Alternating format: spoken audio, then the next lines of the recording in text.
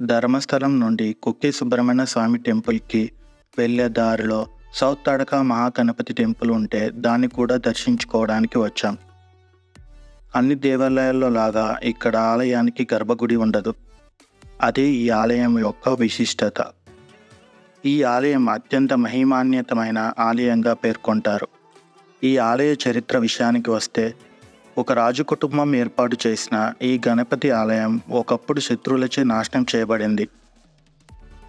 ఆలయంలో గణపతి విగ్రహాన్ని మాత్రం శత్రువులు నాశనం చేయకుండా అక్కడ గోవులు కాసేవారు తమతో పాటు విగ్రహాన్ని తీసుకువెళ్ళి దోసకాయల తోటలో ఒక ఎత్తైన అరుగుని ఏర్పాటు చేసి అక్కడ విగ్రహాన్ని ప్రతిష్ఠించి పూజలు చేయడం ప్రారంభించారు.